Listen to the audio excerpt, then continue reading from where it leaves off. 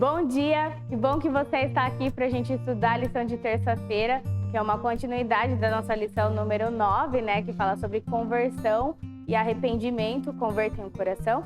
E o título de hoje é baseado numa palavra hebraica que a gente encontra muito em toda a Bíblia, que significa retorno.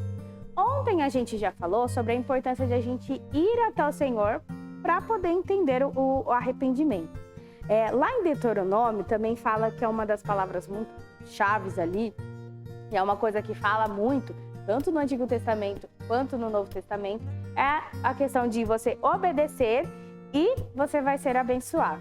Pode parecer às vezes, nossa, então é como se fosse uma obrigação, né? Nossa, eu preciso obedecer a Deus para que Ele me abençoe e que eu tenha uma vida boa.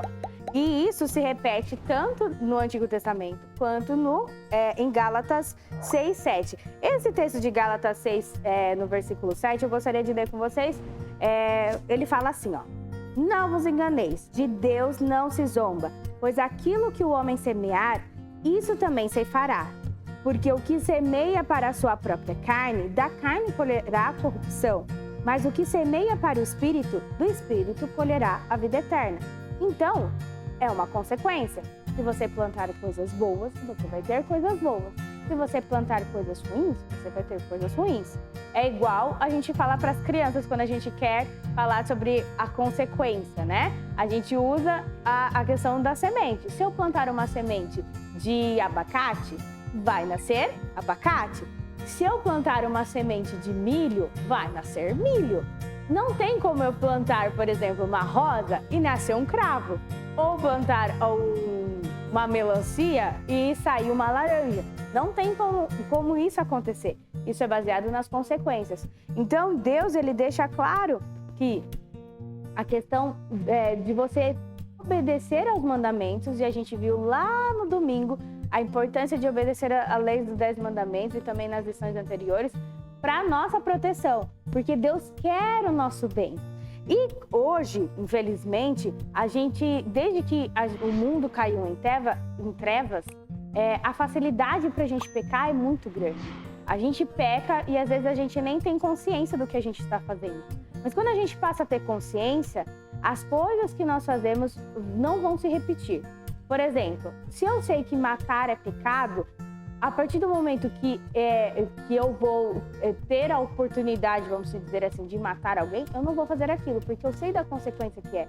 Mas, por exemplo, será que as pessoas fazem, né? Mentiras, idolatrias, colocar Deus em segundo plano. Será que essas coisas têm consequências? Lógico que tem. Às vezes a gente não vê no momento, mas ela tem consequência sim. Lá no final da lição, tem um parágrafo que ele é muito importante. Israel quebrou a aliança, Israel quebrou a aliança e apesar disso o Senhor não destruiu o povo. E se eles não quisessem que isso acontecesse, poderiam manifestar esse desejo por meio do arrependimento e da obediência. Deus ele não destruiu o povo um ato de compaixão, né? Da graça de Deus, né? Deus ele é um ser tão bondoso conosco, mesmo nós não sendo merecedores disso. E Ele nos perdoa de uma maneira tão genuína e mesmo assim Ele não quis destruir o povo. Mas Deus, Ele dá essa oportunidade para que a gente tenha consciência de que o nosso pecado é uma coisa muito ruim e que vai afetar tanto a nós quanto os nossos familiares.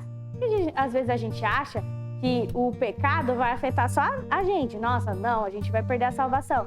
Mas não, a consequência do pecado afeta as outras pessoas. Por exemplo, igual eu falei para vocês, quando a gente mata alguém com alguma ação, ou mesmo matar sendo literal, você está afetando a vida de outra pessoa. A outra pessoa vai sofrer por um pecado que é seu. Então, a gente é tão egoísta que a gente acha que o pecado vai afetar somente a gente, mas não vai afetar outras pessoas. Por isso que a gente sofre. E embora Deus fale, né, para a nação que eles precisam se converter, às vezes a gente tem a gente que está aqui dentro da igreja, às vezes a gente acha que conversão é só para o pessoal que está lá fora. Quando, na verdade, Deus fez essa aliança e falou para o povo que era dele, o povo que estava dentro da igreja que é dele. Então, que você possa pensar no dia de hoje. Será que Deus ele não está falando para a gente? Nossa, vocês precisam se converter. Vocês precisam voltar para mim. Vocês precisam retornar a guardar os meus mandamentos. Então, lembra da frase lá, mi ietem, quem dera eu tivesse um povo que se guardasse, que guardasse meus mandamentos e eles ficariam felizes, eles seriam bem-sucedidos. Então, que você no dia de hoje, nas suas escolhas que você tiver para fazer, você possa pensar nisso. E o seu pecado, ele afeta as outras pessoas também. E principalmente te tira da proteção de Deus, te tira das bênçãos que Ele quer te proporcionar. Que você no dia de hoje possa fazer boas escolhas, para que você também possa plantar, ou melhor, colher coisas boas, tanto para você quanto para sua família.